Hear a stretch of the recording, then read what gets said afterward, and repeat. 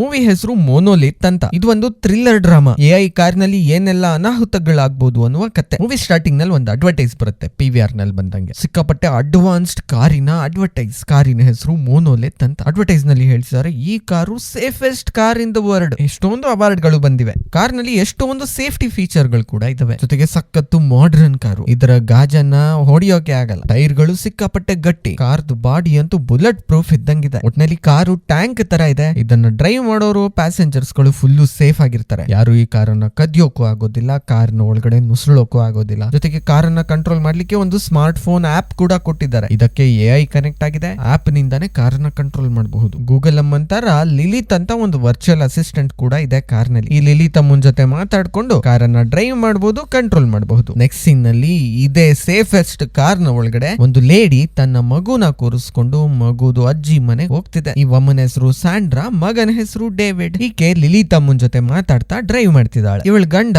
Karl ಆತ pilot ಸಿಕ್ಕಾಪಟ್ಟೆ ಬಿಸಿ. ಈ ಕಾರಣದಿಂದ ಇವರಿಬ್ಬರ ಜೊತೆಗೆ ಅಜ್ಜಿ ಮನೆಗೆ ಹೋಗ್ತಿಲ್ಲ. ಈಗ ಕಾಲ್ ಮಾಡಿದಾನೆ ಹೆಂಡತಿಗೆ, ನಂದು ಡ್ಯೂಟಿ ಮುಗೀತು, ಸೆಂಟ್ರಲ್ ಏರ್ಪೋರ್ಟ್ ನಲ್ಲಿ ಇದೀನಿ, ನಿಮ್ಮನ್ನ ತುಂಬಾ ಮಿಸ್ ಮಾಡ್ಕೊಳ್ತಿದೀನಿ ಅಂತ. ವಿಡಿಯೋ ಕಾಲ್ ನಲ್ಲಿ ಮಾತಾಡ್ತಿದ್ದಾಗ್ಲೇ ಯಾರೋ ಬಾಗ್ಲು ಬಡಿತಾರೆ. ಸೊ ಕಾಲ್ ಹೋಗ್ಬಿಟ್ಟು ಇವ್ರಿಗೆಲ್ಲ ಬಾಯ್ ಹೇಳ್ಬಿಟ್ಟು ಕಾಲ್ನ ಡಿಸ್ಕನೆಕ್ಟ್ ಮಾಡ್ತಾನೆ. ಬೇಸಿಕಲಿ ಬಾಗ್ಲನ್ನ ತೆಗಿಯೋಕೆ ಅನ್ಸತ್ತೆ. ಗಂಡ ಹೆಂಡತಿ ಮಾತುಕತೆ ಮುಗಿದ ಮೇಲೆ ಹಿಂದೆ ಕೂತಿರುವ ಮಗ ಕೊಯಪಿಯಾ ಅಂತವನೆ. ಅವರಪ್ಪ ಕಾಲ್ ಕಟ್ ಮಾಡ್ಬಿಟ್ರು ಬೇಗ ಅಂತ. ಸೊ ಸ್ಯಾಂಡ್ರಾ ಮಗನ್ ಬಾಯ್ ಮುಗಿಸೋಕೆ ತನ್ನ ಮೊಬೈಲ್ ಫೋನ್ ಅನ್ನ ಕೊಡ್ತಾಳೆ, ಇದ್ರಲ್ಲಿ ಆಟ ಆಡ್ಕೊಂಡಿರು ಅಂತ. ಅವ್ನ್ ಕೂಡ ಮೊಬೈಲ್ ಕೈಗೆ ತಗೊಂಡು ಅದು ಇದು ಓದ್ಕೊಂಡು ಕೊಯಪಿಯಾ ಅನ್ನೋದನ್ನ ನಿಲ್ಲಿಸ್ಬಿಡ್ತಾನೆ. ಸರಿ, ಅಜ್ಜಿ ಮನೆಗೆ ಆನ್ ದ ವೇ ನಲ್ಲಿ ಇವ್ರಿಗೆ ಒಂದು ಪೆಟ್ರೋಲ್ ಬಂಕ್ ಸಿಗುತ್ತೆ. ಪೆಟ್ರೋಲ್ ಹಾಕೊಳ್ಳೋಕೆ ಅಂತ ನಿಲ್ಲಿಸ್ಬಿಟ್ಟು ಡೇವಿಡ್ ಡೈಪರ್ನೆಲ್ಲ ಚೇಂಜ್ ಮಾಡ್ತಾಳೆ. ಪೆಟ್ರೋಲ್ ಹಾಕೊಳ್ಳೋಕೆ ರೆಡಿ ಆಗ್ತಾಳೆ. ಅಷ್ಟರಲ್ಲಿ ಅದೇ ಪೆಟ್ರೋಲ್ ಸ್ಟೇಷನ್ ನಲ್ಲಿ 4 ಹುಡುಗಿಯರು ನಿಂತ್ಕೊಂಡು ಡೇವಿಡ್ ನ ನೋಡ್ತಾ ಕಿಸಿ ಕಿಸಿ ಅಂತ ನಟಿರ್ತಾರೆ. ಈ ಪೆಟ್ರೋಲ್ ಬಂಕ್ ನಲ್ಲಿ ಸೂಪರ್ ಮಾರ್ಕೆಟ್ ಕೂಡ ಇದೆ. ಅಲ್ಲಿ ಡೇವಿಡ್ ಗೋಸ್ಕರ ಅದು ಇದು ತಿಂಡಿ ತಿನಿಸುಗಳು ಆಟ ಸಾಮಾನುಗಳನ್ನ ತಗೊಳ್ತಾಳೆ ಸ್ಯಾಂಡ್ರಾ. ಐಟಮ್ಸ್ ಗೆಲ್ಲ ಪೇ ಮಾಡ್ಬೇಕಾದ್ರೆ ಕಿಟಕಿಯಿಂದ ಹೊರಗಡೆ ನೋಡ್ತಾಳೆ.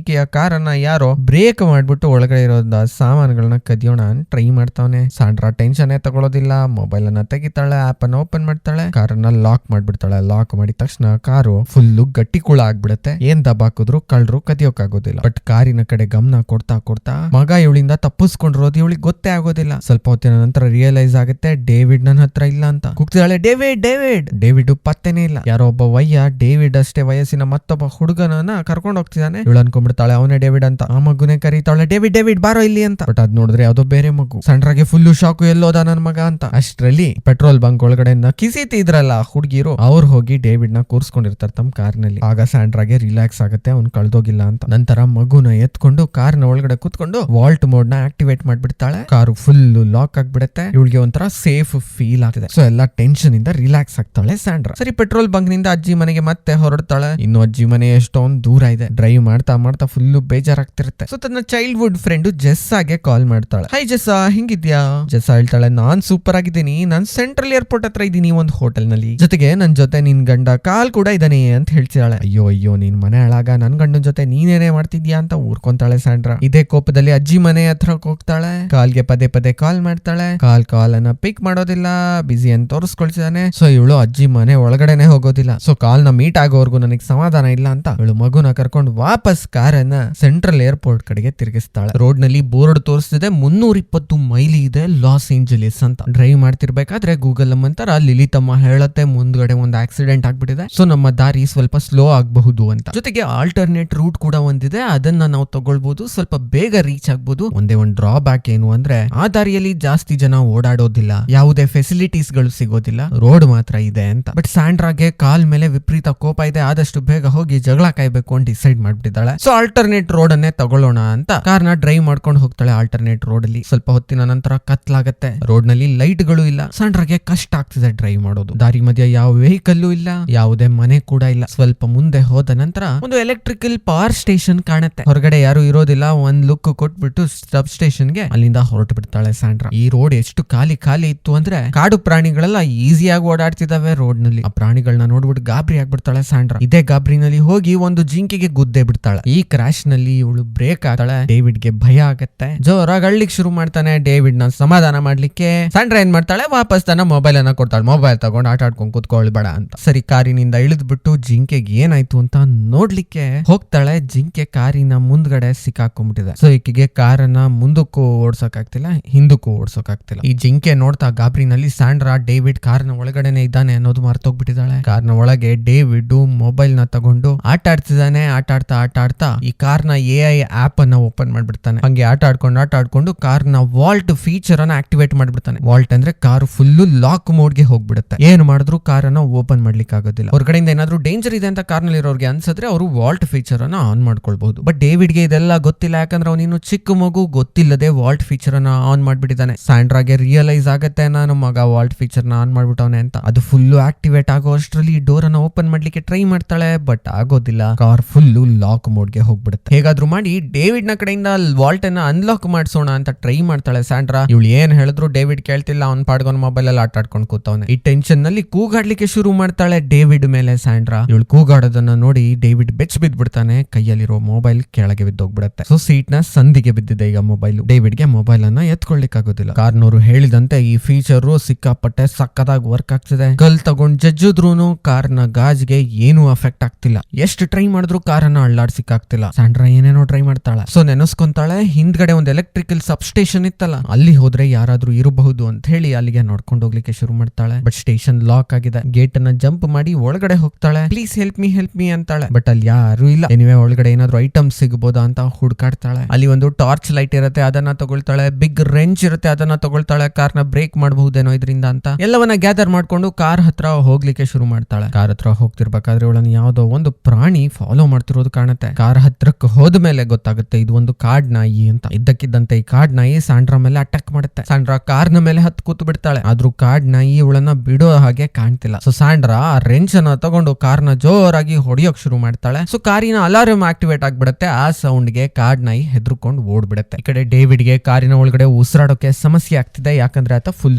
ಟೆನ್ಷನ್ ಆಗ್ಬಿಟ್ಟಿದ್ದಾನೆ. ಸೊ ಹೊರಗಡೆಯಿಂದ ಸ್ಯಾಂಡ್ರಾ ಡೇವಿಡ್ ನ ಕಾಮ್ ಮಾಡ್ಲಿಕ್ಕೆ ಟ್ರೈ ಮಾಡ್ತಾಳೆ. ಸ್ವಲ್ಪ ಹೊತ್ತಿನ ನಂತರ ಡೇವಿಡ್ ಸಮಾಧಾನ ಆಗ್ತಾನೆ, ಹಾಗೆ ನಿದ್ದೆ ಮಾಡ್ಬಿಡ್ತಾನೆ. ಸ್ಯಾಂಡ್ರಾ ಈಗ ಕಾರಿನ ಮೇಲೆನೆ ಮಲ್ಕೊಂಡು ಹೇಗೆ ಇಲ್ಲಿಂದ ಎಸ್ಕೇಪ್ ಆಗೋದು ಅಂತ ಥಿಂಕ್ ಮಾಡ್ತಾ ನಿದ್ದೆನೆ ಮಾಡ್ಬಿಡ್ತಾಳೆ. ಬೆಳಗ್ಗೆ ಎಚ್ಚರ ಆಗತ್ತೆ. ಆಗ್ಲೇ ಸೂರ್ಯ ನೆತ್ತಿ ಮೇಲೆ ಬಂದ್ಬಿಟ್ಟಿದೆ. ತಕ್ಷಣ ಮಗನ ನೋಡಕ್ಕೆ ಕಾರ್ನಿಂದ ಕೆಳಗಿಳಿತಾನೆ. ಮಗ ಫುಲ್ ನಿಶಕ್ತನಾಗ್ಬಿಟ್ಟಿದ್ದಾನೆ, ಯಾಕಂದ್ರೆ ಊಟ ಇಲ್ಲ, ಜೊತೆಗೆ ಅಮ್ಮ ಎಲ್ಲೋ ಇದಾರೆ ಅಂತ ಗಾಬರಿ ಆತನಿಗೆ. ಜೊತೆಗೆ ಕಾರಿನ ಒಳಗಡೆ ಟೆಂಪರೇಚರ್ ಬೇಡ ಇನ್ಕ್ರೀಸ್ ಆಗ್ತಿದೆ. ಈ ಕಾರಣದಿಂದ ಡಿಹೈಡ್ರೇಟ್ ಆಗ್ತಿದ್ದಾನೆ ಡೇವಿಡ್. ಸ್ಯಾಂಡ್ರಾ ಸುತ್ತಮುತ್ತ ನೋಡ್ತಾಳೆ, ಒಬ್ಬ ಮನುಷ್ಯನು ಕಾಣ್ತಿಲ್ಲ. ಇವಳು ಕೂಡ ಡಿಹೈಡ್ರೇಟ್ ಆಗ್ಬಿಡ್ತಾಳೆ ಸೂರ್ಯ ನೆತ್ತಿ ಮೇಲೆ ಬಂದಿರೋದ್ರಿಂದ. ಆದ್ರೂ ಕೂಡ ಇದೇ ರೋಡ್ ನಲ್ಲಿ ನಡ್ಕೊಂಡು ಹೋಗೋಣ, ಯಾರಾದ್ರೂ ಸಿಗಬಹುದು ಅಂತ ಹೇಳಿ ಸ್ಯಾಂಡ್ರಾ ನಡ್ಕೊಂಡು ಹೋಗ್ಲಿಕ್ಕೆ ಶುರು ಮಾಡ್ತಾಳೆ. ಕಾರಿನ ತಾಪಮಾನ ಏರ್ತಿದೆ. ಡೇವಿಡ್ ಅದ್ರೊಳಗಡೆ ಸಿಕ್ಕಾಕೊಂಡಿದ್ದಾನೆ. ಅವನೊಬ್ಬನೇ ಬಿಟ್ಟು ಹೋದ್ರೆ ಡೇಂಜರು ಅಂತ ಗೊತ್ತಿದೆ ಸ್ಯಾಂಡ್ರಾಗೆ. ಆದ್ರೂ ಕೂಡ ಬೇರೆ ದಾರಿ ಇಲ್ದಲೆ ಜನಗಳನ್ನ ಹುಡ್ಕೊಂಡು ಹೋಗ್ತಾಳೆ. ನಡ್ಕೊಂಡು ಹೋಗ್ತಾ ಹತ್ರದಲ್ಲೇ ಒಂದು ನದಿ ಕಾಣುತ್ತೆ. ಇವಳಿಗೆ ಫುಲ್ ಖುಷಿ ಆಗತ್ತೆ. ನದಿನಲ್ಲಿ ನೀರ್ ಕುಡಿದ್ಬಿಟ್ಟು ಸ್ವಲ್ಪ ಕ್ಲೀನ್ ಮಾಡ್ಕೊಂಡು ಅಲ್ಲಿಂದ ಮುಂದುವರಿತಾಳೆ. ಮಾರ್ಗ ಮಧ್ಯದಲ್ಲಿ ದೊಡ್ಡ ದೊಡ್ಡ ಬೆಟ್ಟ ಗುಡ್ಡಗಳಿದಾವೆ. ಎಷ್ಟೊಂದು ಮೈಲಿ ದೂರ ಹೋದ್ಮೇಲೆ ಸ್ಯಾಂಡ್ರಾಗೆ ಒಂದು ಹಳೆ